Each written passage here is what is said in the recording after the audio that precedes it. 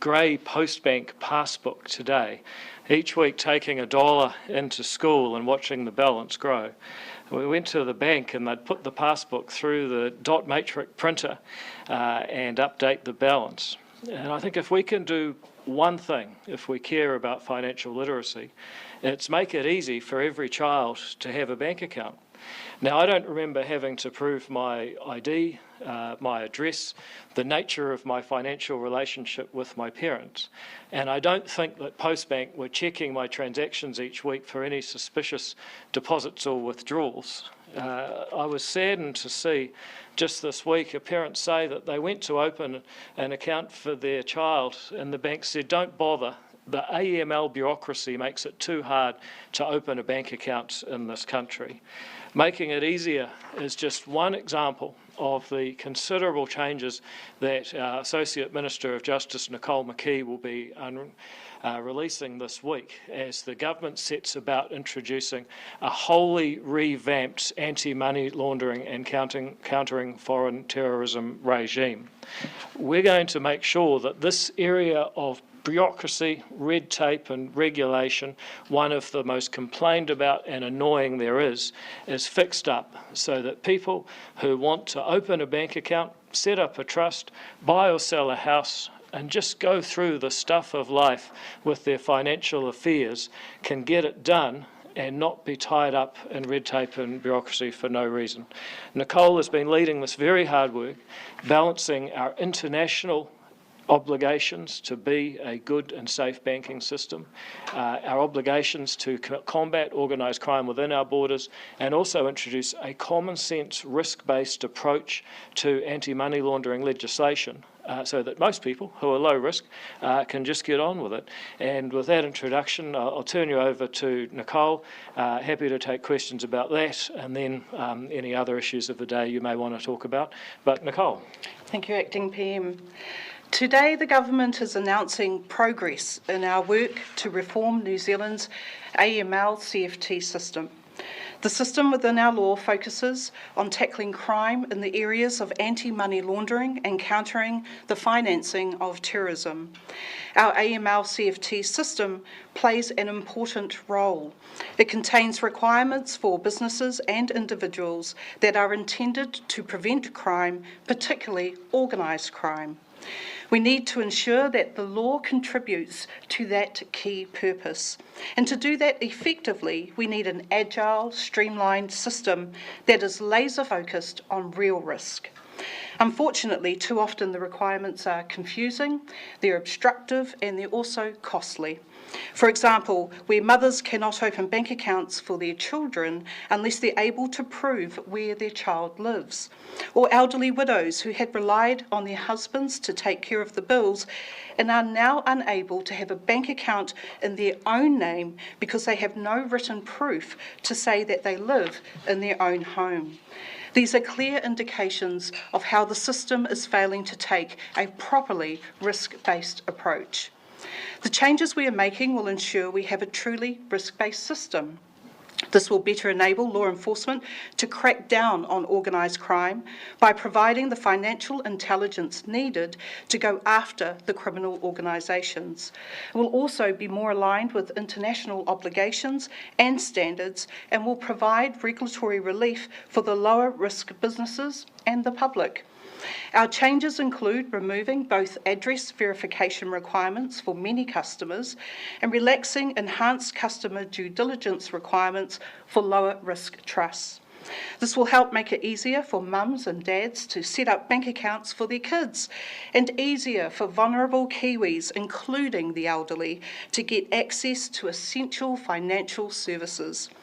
Similarly, opening a bank account for children should be a simple and a positive step, teaching them the value of saving. And unfortunately, regulations designed to prevent serious crimes can make the process unnecessarily difficult. Under the government's new reforms, banks will be allowed to apply a simplified process when the risk is low. These are common sense reforms. Through this work, we are building on our coalition agreement promises to tackle organised crime and to cut the red tape where it's appropriate to help the Kiwis live and do business more easily and at less cost. We're focusing on outcomes rather than ticking boxes and trusting New Zealanders to make responsible decisions without being buried under regulation. There's more to come, and I look forward to sharing the next steps with you shortly.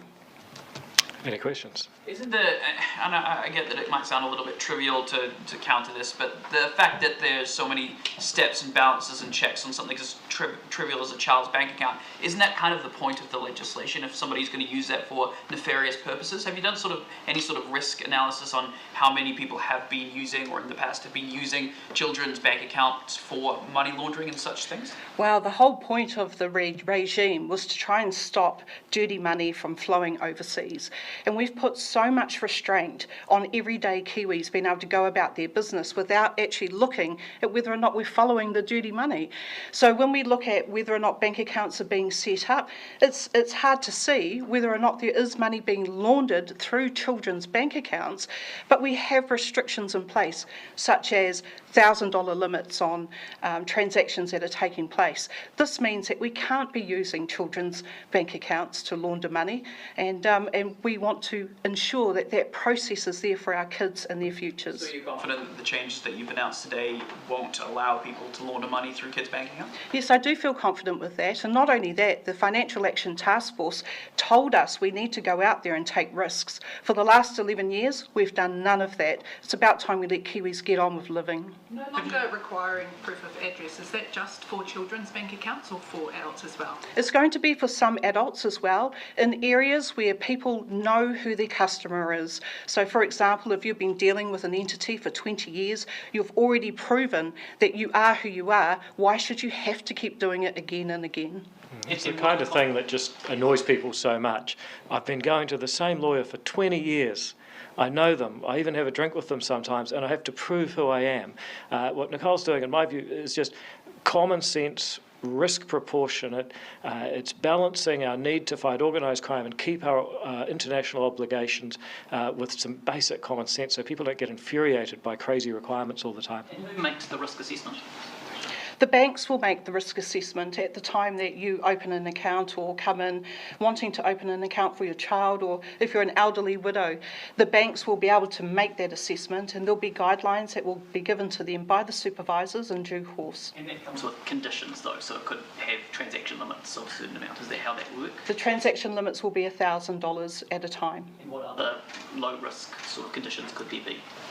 Well, I think that's low risk enough. I mean, if you have a 2-year-old that's suddenly depositing $1,000 every day, you are going to raise some alarm bells there. Yeah, I mean, you could always come up with a crazy situation, but I think to some extent this is about restoring some sanity to an area that has been frankly insane for too long. Thomas? Yes, officials think of the changes, have they raised any kind of thorny areas where one trade-off you're making in favour of ease of use has come at the cost of potentially opening a door to money laundering again? The officials are thrilled that they've finally got a minister who's taking this on board, who understands the scenarios and the issues that we face, and starting to give relief to Kiwis so that they can go about operating their businesses, buying and selling homes, operating those bank accounts easy.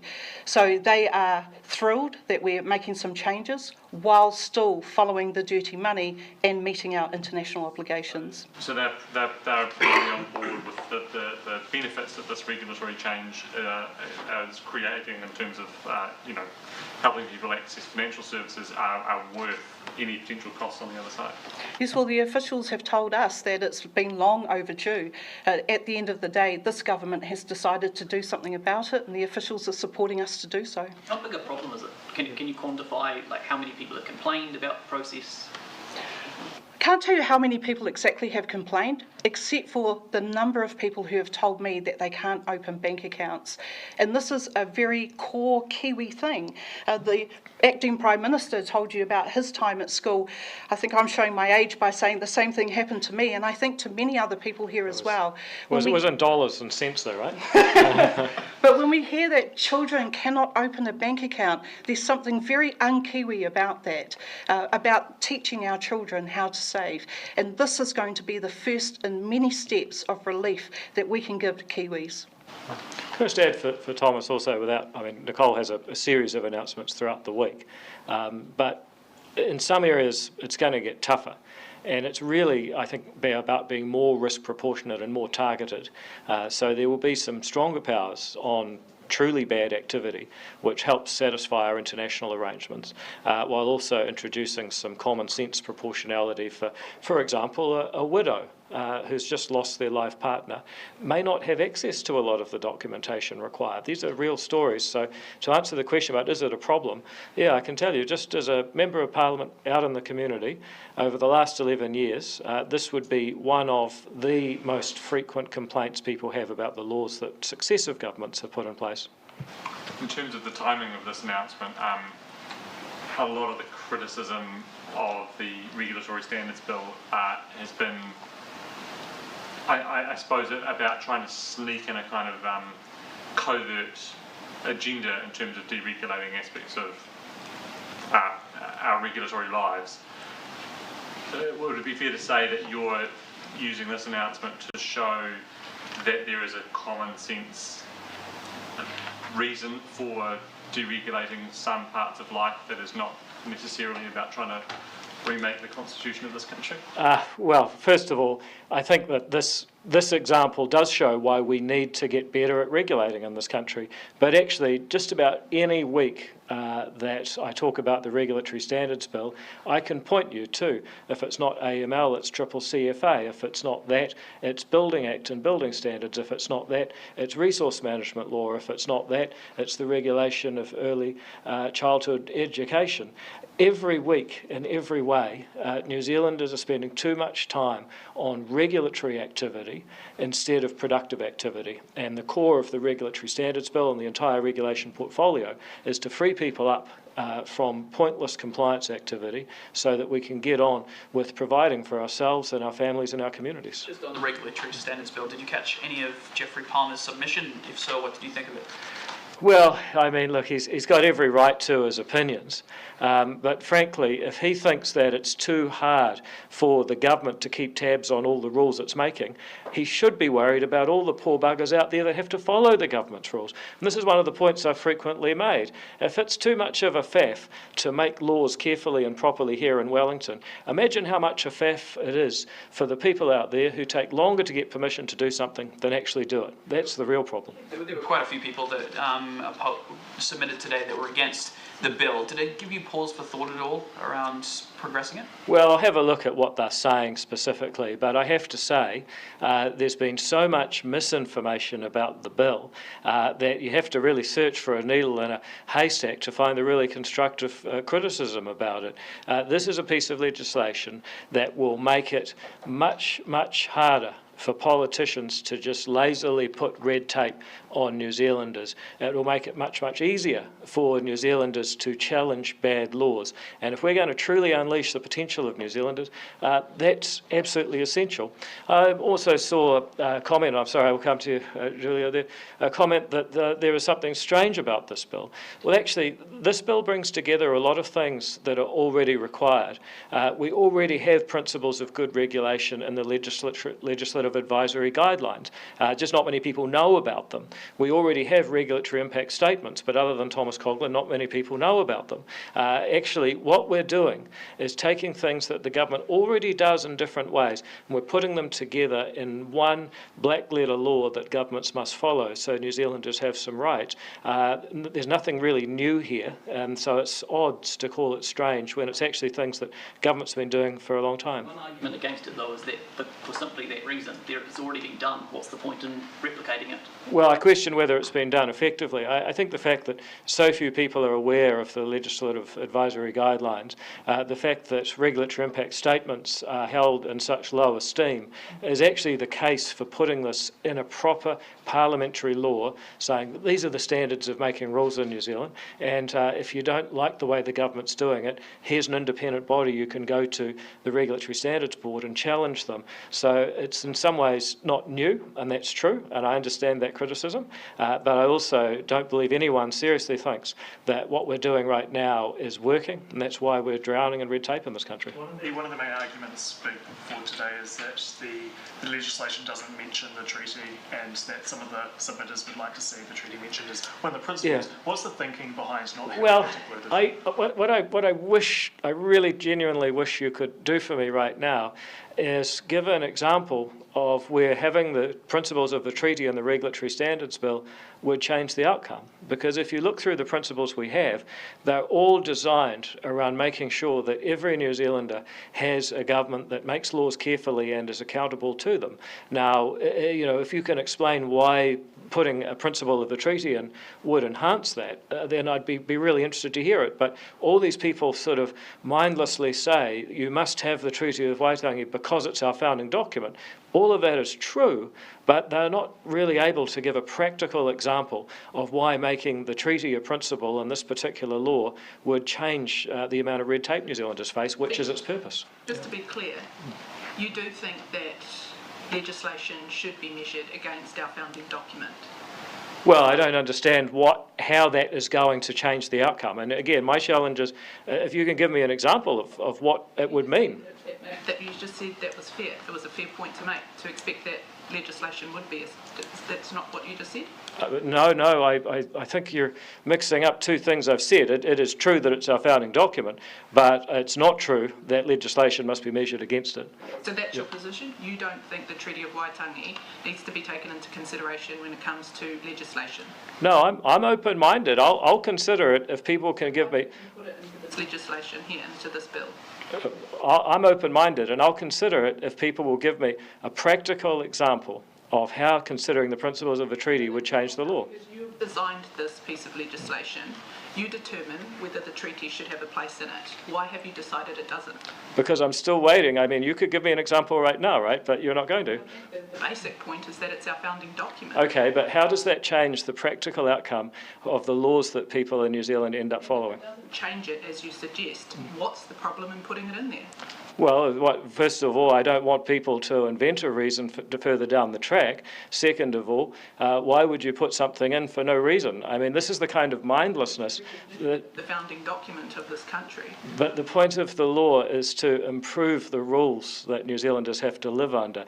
This is actually a practical project. It's not a sort of spiritual exercise. It's actually... It draws back to your idea that the treaty is in itself red tape. No, I haven't said that at all. Is that what you're suggesting, though? No, I haven't said that at all. No, I haven't suggested that at all. That's what you'd like to report, I can tell. But interpret your comment. Well, here's the if you can find any person that will give me a practical example of how putting the treaty into the regulatory standards bill would change the outcome in a way that's better for all New Zealanders, then I'm open-minded. I have been the whole time. But so far, not a single person who's mindlessly said, oh, but it's our founding document, it should be there, can practically explain how that makes the boat go faster. So you're open to somebody, if somebody's able to convince you as a reason to why the Treaty of Waitangi needs to be in the regulatory standards bill, you're open to amending the legislation to insert that as a clause? Yeah, look, I listen and I change my mind all the time. But so far, I've had a whole lot of people who have, and you've just seen an example of it, and I think people will be really interested to review that exchange. Well, I mean, it's interesting, isn't it? Because, we've had this whole corridor now, Mikey, and I'm still waiting for you to say, well, here's one of the practical examples I'm thinking of, and what have you thought of that? But all I'm hearing is, putting words in my mouth which aren't true, trying to get me... And I just think we need a higher level of debate. This comes back to the disagreement over treaty principles, but I suppose some of the critics might say that adding the consideration of partnership with Māori would be worthwhile when considering lawmaking. Well, again, it's not really clear how that would actually help make a better law. I mean, the question is, what are the impacts on people's liberties? What are the impacts on people's property? Do people have access to the law? Is it written down? Is it clear? Do the courts have the right to adjudicate it? If there's fees or taxes or levies under a law, then are those set fairly in proportion to the costs that people pay? Now, all of those things apply to Māori people and they apply to non-Māori people. If you're suggesting that a Māori person will have a different approach to paying a tax or a levy, well, you know, that's interesting, but I don't really see how that applies. And again, the challenge, I think, is for these people to explain exactly why they think that the principles, the basic principles of lawmaking that are already in the legislative advisory guidelines, or very similar to, why would they apply differently to one group of people from another? Have you listened to any of the submissions today? There was quite an interesting one from Dunedin Council where they talked about how in the Local Government Act there's, you know, reference to the treaty, and so when they create their council bylaws, they're considering the impact on the whole community. There was another submission from Healthcare Coalition that talked about property rights and what happened in Australia with, you know, cigarette plain packaging. Philip Morris argued that their property rights had been violated, so that resulted in a very lengthy, very costly... Well, there's two interesting examples, and I haven't seen those specific submissions. I haven't been able to watch them all day, but when it comes to consulting the whole community, I mean, one of the things the bill says is that all people who are directly and materially affected should be consulted. So I completely agree with that, but I think what we're saying is consistent with what you've described Dunedin Council saying. Now, again, when it comes to the question of plain packaging, you could argue that it's a violation of property rights. The answer might be either that you have to pay compensation, or you could say, we don't want to pay compensation, we do want to take away their rights, and we're just going to do it because we think fighting smoking is so important. That's up to the public to judge, because remember, this regulatory standards bill does not prevent a government or a parliament from making a law or a regulation. What it does do is create transparency so that the people can actually watch and understand what their representatives are doing. Doesn't that hamstring the ability of health advocates and legislators to put health as a priority? If they are fearful that they could have to pay compensation, or that they could...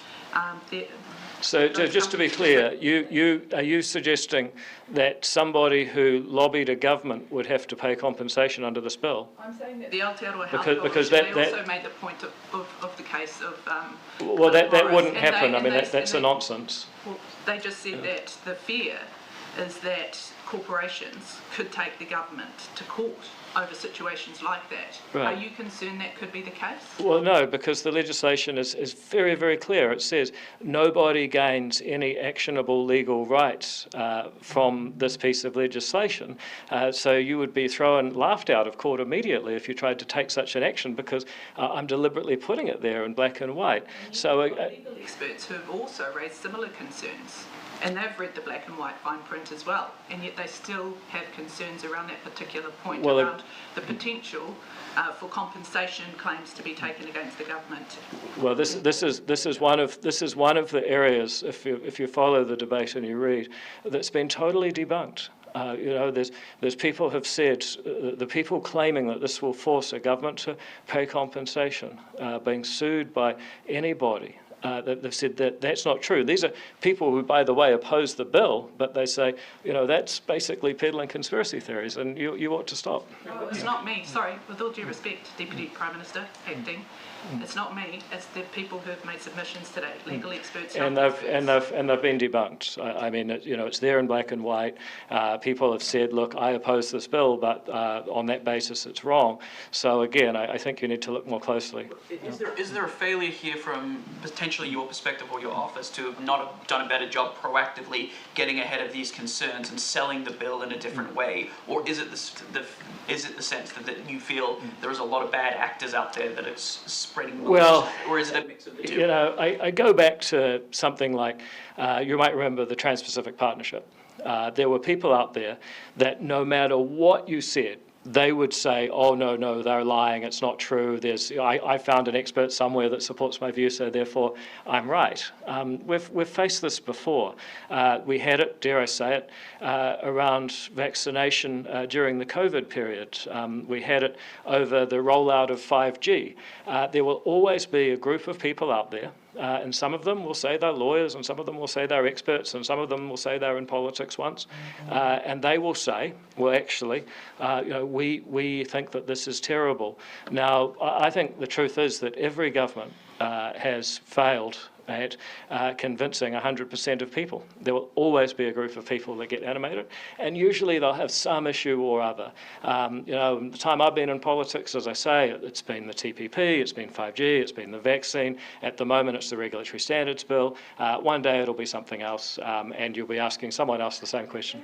In terms of this type of law in the past that has made its way into the House and failed, how is this version different, and why do you think it'll be successful this time round? Well, first of all, it is quite different in that it does not give direct recourse to the courts. We've changed that because people are concerned about judicial activism. That's not a criticism of the judiciary, by the way, but it is a bill that's been significantly changed from previous versions.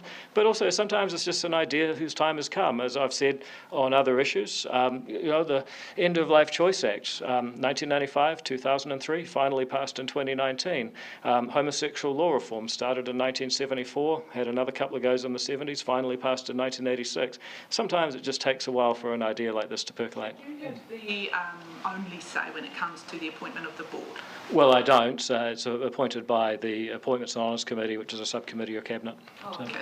I'm reading the bill. It says that it's appointed by the Minister. Well, legally that's what it says, but in practice, there's lots of areas like that, but it's appointed by the Cabinet. Jason's question. Do you think that... Sorry, I know, yes. Sorry. Do you think that voters, since the bill isn't legally binding, they can't take it to court to challenge a regulation?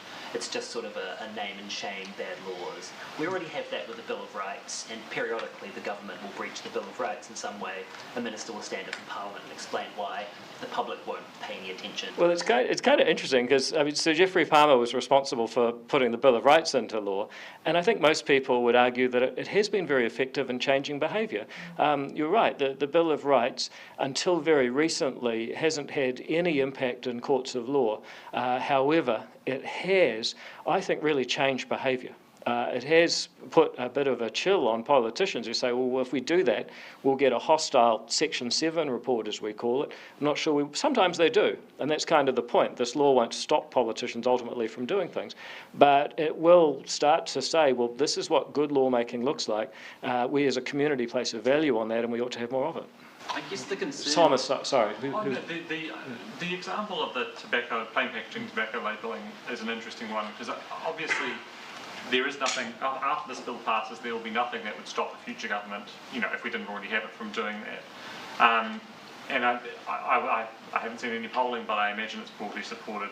It's pretty popular overseas. It would, however, I suppose, add another check and make it more difficult for a government to do that, because it would name and shame, I guess. The institution would name and shame. The mechanisms that the bill sets up would name and shame a measure like that. Can you see why, given what appears to be the broad popularity of plain packaging tobacco and the anti-smoking sort of movement, can you see why people are a little bit concerned that this bill would make it more difficult to achieve a broadly popular public policy aim? Well, it will make it more difficult to make laws that take away people's property rights, there's no question. But you could make the similar argument around the gang patch law. It was noted as a violation of the Bill of Rights. The government decided that due to the scourge of gangs and intimidation, it was worth doing. I think what it does is it creates a threshold where governments will ignore the controls around bad lawmaking if they think there's sufficient political support, but there'll be a whole lot of other laws that they might have made without it that they decide not to, and that's how we get better regulations overall. In terms of that specific exclusion from the bill creating a mechanism by which a company could sue the government over a regulatory change, that exclusion you've included there, is it the position of you and the ACT Party that you prefer that not to be there, and that's that the government has compromised on that part?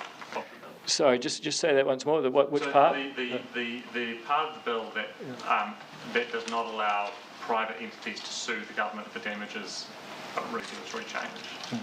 I mean, that's always been the case with every version of the Regulatory Standards Bill going back some time. It's never been intended as a constitution of that sort. It has allowed people to take action against a government for not doing good RISs effectively.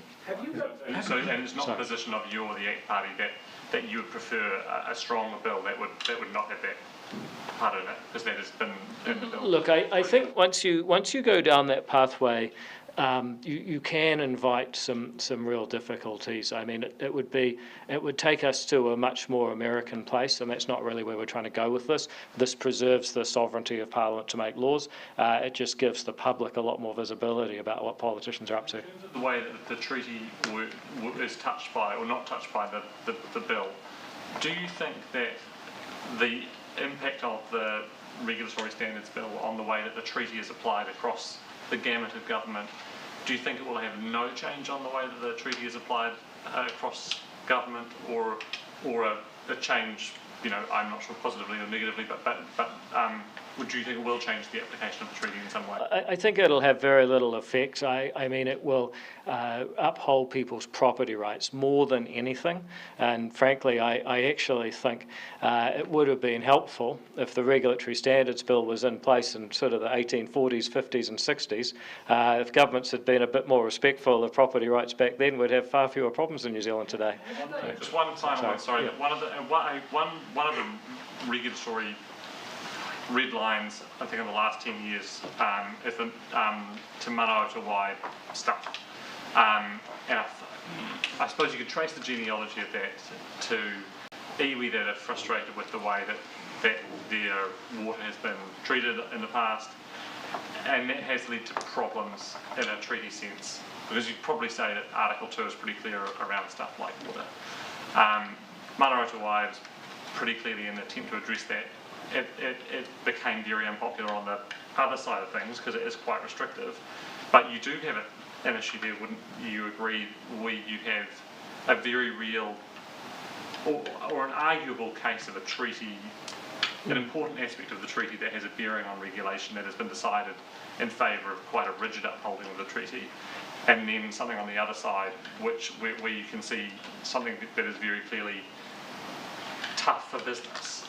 And this bill would seem to direct the government to veer towards business and away from the treaty in a way that might lead to problems down the line, because you can see if you do have issues with water that we might not be happy with it. Well, I think, to be honest, it's not quite right to characterise iwi or Maori as having one interest in this. A lot of people in the Maori world, particularly post-settlement governance entities, are very big into economic development and business, and they're very concerned about the regulatory impacts that they have. They want to be able to develop property, to farm, to use water, just as well as anyone else. And what we all have a common interest in, and what the Regulatory Standards Bill promotes, is the idea that we have property, the government should not interfere with it unless there's a very good public reason to do so, that it should consult those who are materially and directly affected, and that it should be able to define the problem and show that the benefits of the law are greater than the cost. Now, if we all just stuck to that, I think we would have much healthier, wealthier, longer lives in this country, and far less time tied up in red tape and regulation. Do you have any regrets at all about sort of any of the language that you've used and the way that you've communicated this, from the regulatory derangement syndrome to your newsletter that you just put out about a horde of left-wing academics and lobby groups? I mean, say what you want about defending the bill, absolutely is your prerogative, but is it, as a minister, is that the sort of language that you should have been using during this debate? Yeah, I actually stand by all of it for the very simple reason that I don't know how else you can describe people who just repeatedly say things that aren't true in a coordinated way. And I think that you have to call that out. I don't know how else you describe people say things that are repeatedly untrue, and then you hear that the untruths get repeated, and sometimes you realise a person that said that a lie can travel twice around the world while the truth is doing up its shoelaces was onto something. So yeah, I don't know how else you can describe that behaviour, to be honest. Seymour, do you think banks are being fairly taxed? Yeah, I do. I mean, I look at what they're paying. Some of the biggest taxpayers in New Zealand are banks. They're all paying right on the 28% average tax rate as their company tax. There's nothing to suggest that they are not paying the same share that they would if they were any other kind of business. What do you make of Nicola Willis beginning work on looking at whether the tax settings with regards to banks are appropriate? Well, Nicola, like most ministers, is always asking for advice, always tossing around the ideas, but I suspect the outcome of that will be that they're fairly taxed. So if she brought a proposal to Cabinet prior to the next budget, as she suggested she might do, would you block that if it was going to increase the tax that banks had to pay? Well, the question would be around fairness, and I think the way to look at it is, sure, they're in banking, but if they were, say, a dairy company or a manufacturing company and or a retail company, and they were doing pretty much the same stuff, making the same profit and paying the same tax, would you treat them differently? Because one of the core principles of taxation is that like taxpayers pay tax alike, and unlike taxpayers pay tax unalike based on the size of the difference. So, you'd start with fairness as your principle, but hey, look, maybe there's more information I'm not aware of. I'm just looking at the headline figures published, I think, in the Herald the other day, which seem to show a consistent pattern. She's looking at the Australian regime, looking at the comparisons. Australia has a major banks levy, which was introduced, I think, in 2017, which levied banks with, I think, liabilities of more than $100 billion. She's noted that New Zealand doesn't have a similar levy. What would you think if she was to propose to you a similar Well, levy? I've seen the argument for that, and it goes something like this. Banks inevitably get bailed out if they're so big that their failure would affect the entire economy. Maybe they should be putting something aside for that rainy day if it happens one day. That's the argument. It's in a way a form of de facto deposit insurance, and you can make arguments like that. They're interesting, but I'd have to see the detail of them. On another subject, the police review. There was a police review out today which found insufficient monitoring of police internet use and inconsistent enforcement of security policies. How concerned are you by that?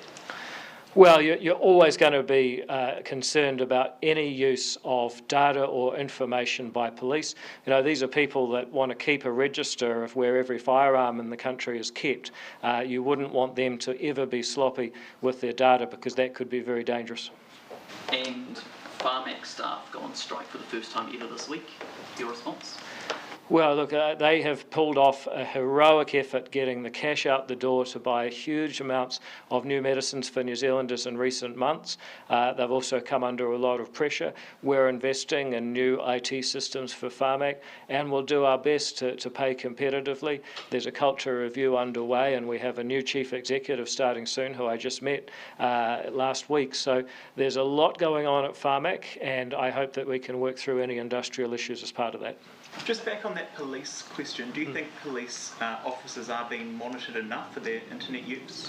Well, I'm not in a position to comment because I haven't evaluated their monitoring regime, but clearly from today's report, there's some room for improvement. Minister, just one last question on the treaty and the regulations bill. Your treaty principles bill recognised the rights of iwi and hapu. Why does your regulation bill not need to do the same? Well, I guess because it wouldn't add anything to the process of evaluating new laws. If it was going to, and if, again, the option's still there, by the way, anyone who, actually has an example of how this would change the outcome, well, it's a serious question. Anyone that can provide an example of how this would change the outcome and actually get us better laws, well, we're open to listening, but so far I hear people who say it should be in there almost for ornamental purposes. I think that's an insult to the Regulatory Standards Bill and the treaty. So in that case, the rights of iwi and hapu as that have come from the Treaty of Waitangi are inherently recognised, even though it doesn't say it, because they have rights. I assume you think in the treaty they're sort of inherently recognised in the bill, even though the treaty isn't mentioned. Well, you have the right to be consulted, you have the right to liberty, you have the right to property. Everyone has those same rights. They already exist in various parts of New Zealand's law and lawmaking process. We're pulling that together, and of course that's going to give strong protection to Māori and everyone else, as it should. National and New Zealand First have at various points suggested they might want to see some changes to the bill. Have you had any more detailed discussions with them? Have they articulated what changes they might want, and how amenable would you be to that? No, well, the government's position is it's based on a coalition agreement which says pass the bill. If they have, as I say, I'm always open to hearing what sort of constructive suggestions they have, but at this point I'm not hearing any specific suggestions. Is the ACT Party standing a candidate in Pharmac? No. Why's that? We don't stand in the Māori wards. We don't believe that New Zealand should have different wards based on race. All right, folks. That's 45 minutes. I reckon that's just enough for all of us. You have a great day. See you later.